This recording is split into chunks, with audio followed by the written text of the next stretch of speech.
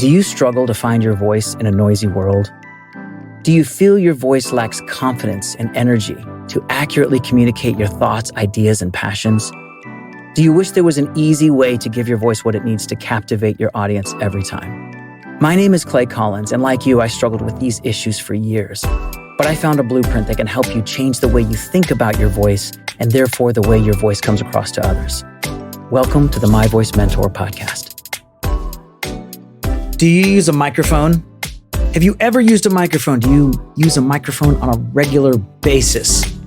This applies to both singers and speakers. Maybe you are an MC at a venue. Maybe you are an oversight or even a teaching pastor at your church. Maybe you're on the worship team. Maybe you're in a band. I don't really care what the case may be. Today's episode is for you because we're going to learn how to use a microphone properly.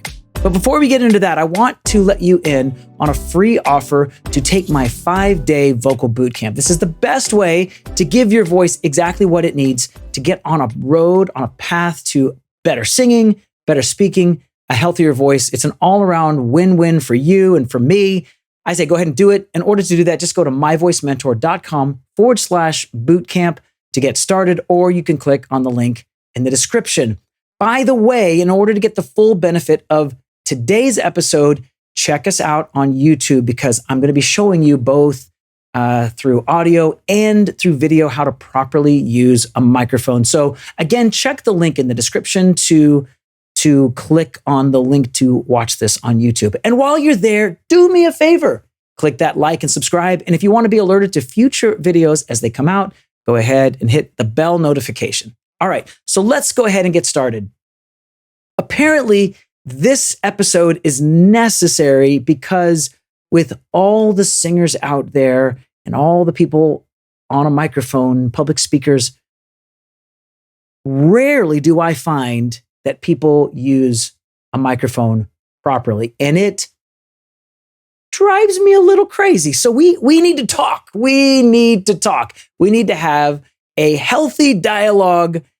We have to stop the madness because if you're not using your microphone properly, you're probably driving your sound engineer absolutely bonkers. I happen to be both a singer, on stage, on platform performer and speaker, and I also am over 20 years of experience behind a console, both in a studio environment and in live settings. So I understand how important this particular thing is. And while it doesn't directly relate to how you use your voice, it certainly is going to have a lot to do with how your voice carries and how it is going to be perceived both by you and by your audience. So let's dive right into it. Today, I've got my little microphone here. And in a second, I'm going to switch over to the audio of this microphone so that I can directly illustrate to you the nature of the problem, because we need to understand the problem if we're going to fix it. And the problem is proximity. Now, proximity is simply the distance between one object and another. You got close proximity and far proximity. Well, if you're using a microphone like this, doesn't have to be just like this. This is a cheap Chinese-made microphone, but whether it's this one or a $4,000 top-of-the-line microphone, it doesn't really make a difference because you can make a relatively cheap microphone sound pretty good, and you can make a relatively expensive microphone sound terrible, all in how you use it. So I want to talk about the problem before we go into it and demonstrate how to fix it. The problem with these type of microphones, which is called a dynamic microphone, as opposed to what you don't see in this shot, which is a condenser microphone. Condenser microphones are more likely what you would see in a studio environment when you're recording things and it needs to be especially sensitive. These are radically different. While they, to some degree, accomplish the same task, they do it in much different ways. And we can view it this way. This microphone was designed primarily for live use, while this microphone that you don't see was primarily designed for a contained studio environment under specific conditions. You don't typically see microphones like this on a stage unless it is a carefully crafted situation and they're using it more for a visual prop than actually for the audio that it can put out. And we'll talk into the reasons why. This is a condenser microphone. this is a dynamic microphone. Those are two terms that you need to know if you're going to be spending any time in front of a microphone. This one is great.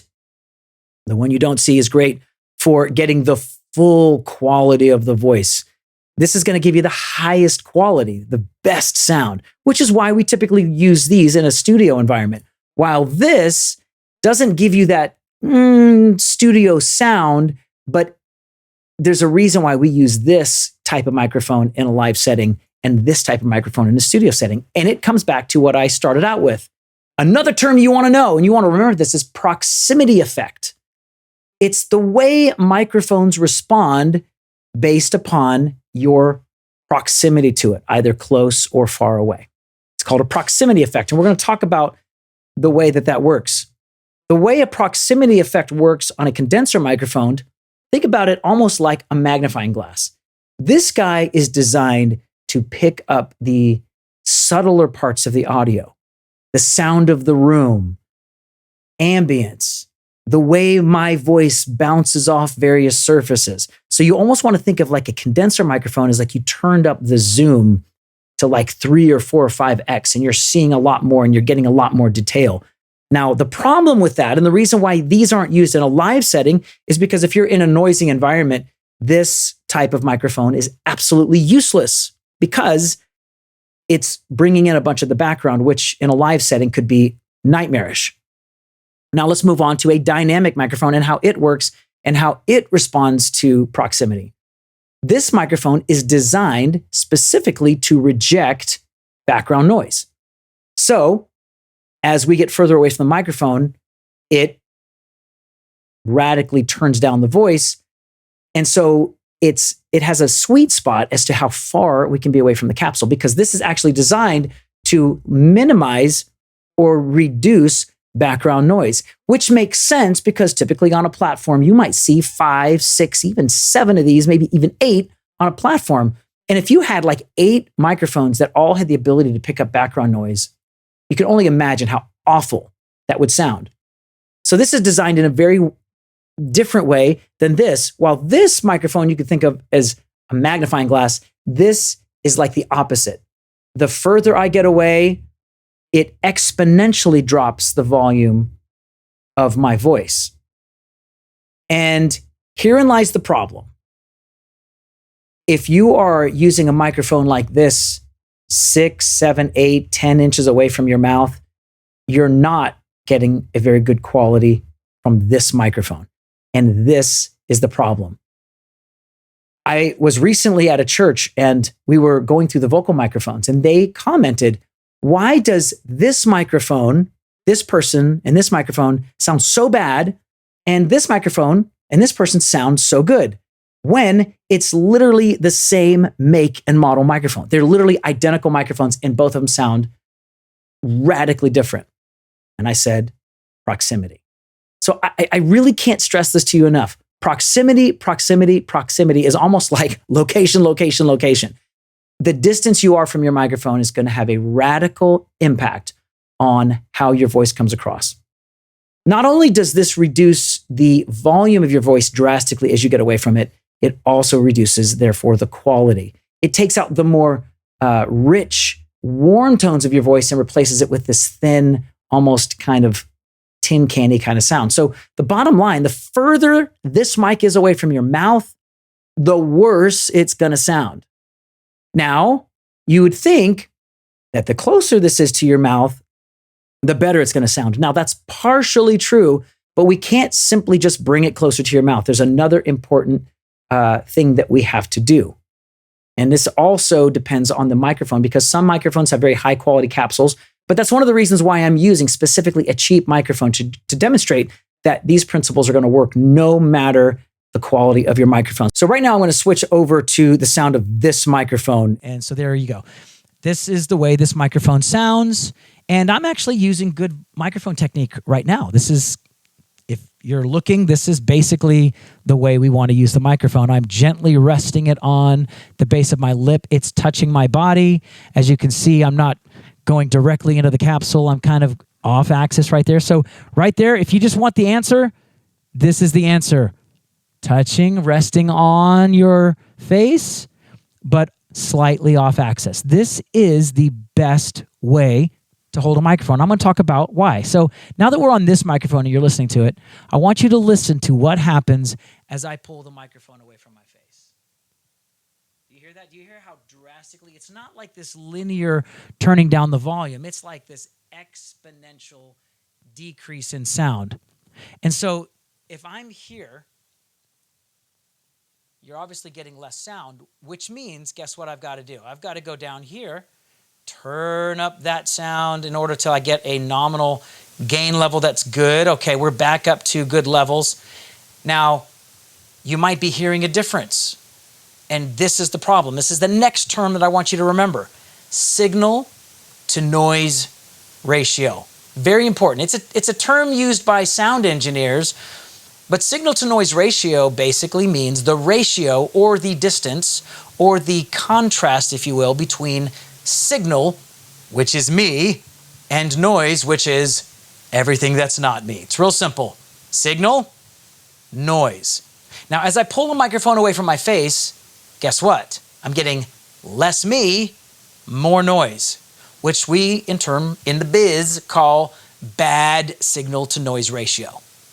We don't want this. When you have bad signal to noise ratio, and right now the room is quiet, so it's not the end of the world, and it's maybe not so terrible, but if I was in a noisy room and there was a band playing behind me, imagine all of that would be coming into this microphone, and you'd be getting all of it.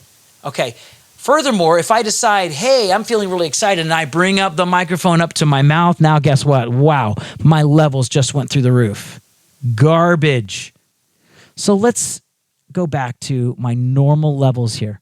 Okay, now, as I bring this back up, now we have a good signal-to-noise ratio. Signal is high, noise is low. So as the microphone gets closer to my face, the noise floor goes down, which is good. That means you're not going to get as much feedback. Well, you're not going to get any feedback if you use a microphone properly.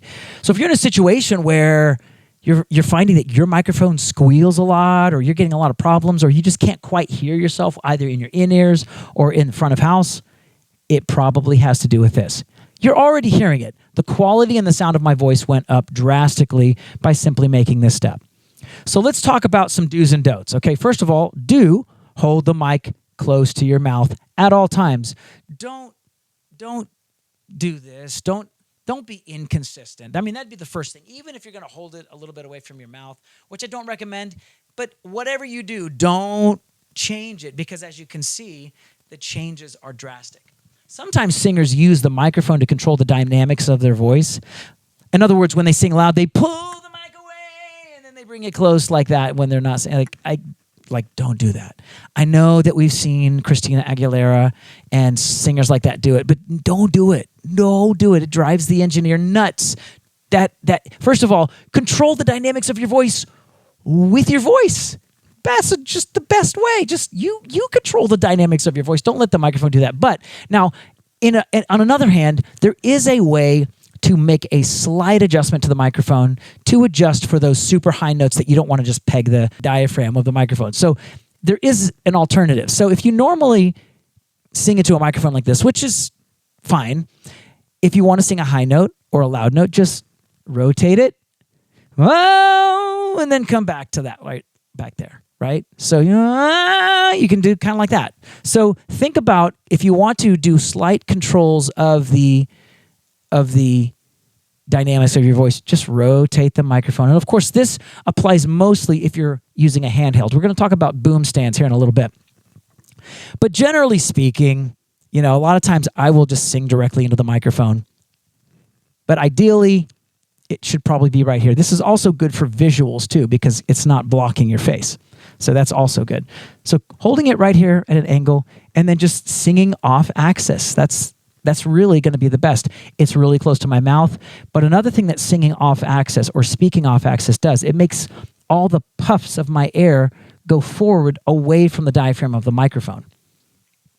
So if I'm right directly into it, which sometimes I do this when I sing, my puffs are going straight into the microphone. Whereas I go, same thing, they're going forward and not pegging straight into the diaphragm. Now, some microphones do a better job of catching those. We call them pops. We call them pop filters. They have pop filters built right into the microphone. Some microphones do a good job, but others, you really hear those pops. So a way to eliminate it without having to go into the software realm to fix it is just moving the microphone off axis. So that's really important. Now, if you're public speaking, you're probably not going to hold your microphone like this. So what do? We rotate the microphone to where the bottom of the microphone's facing down to the ground, and you're speaking across the diaphragm off axis like this. This is the perfect way to hold a handheld when you're speaking publicly. And this is, again, if you're using a handheld. Another thing that you want to keep an eye out for when you're holding it is don't hold the microphone at the base like that. Because that's usually where the antenna is, and it can impact RF frequencies that you get. So hold it at the top, right around where the capsule is, and there you go. Okay? Now, perfect. So this is basically the way that you want to use your microphone. Now, if you happen to be playing an instrument to where you're not holding it, what you want to do is just use a boom-style microphone stand, mount it up to where the microphone is parallel to the ground, and aimed at an angle towards the side of your mouth, like that. You're going to get great results like that. So that's it. If you're using a microphone, be sure to just do this one simple thing, and it will radically improve how your voice sounds, how it sounds to you, how it sounds to the audience. It is absolutely the number one thing you can do to improve the sound of your voice without actually doing anything different with your voice. Give it a try.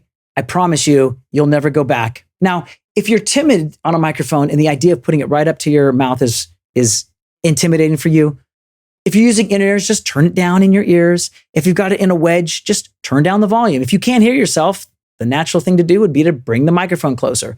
The bottom line is keep it right there at that sweet spot, and you and the engineer and the audience will love you for it. Trust me. Most important thing for you to know if you're using a microphone. So again, I appreciate you coming to join me today. If you're interested in getting started improving your voice, go ahead and head on over to myvoicementor.com/bootcamp. Take my 5-day vocal bootcamp.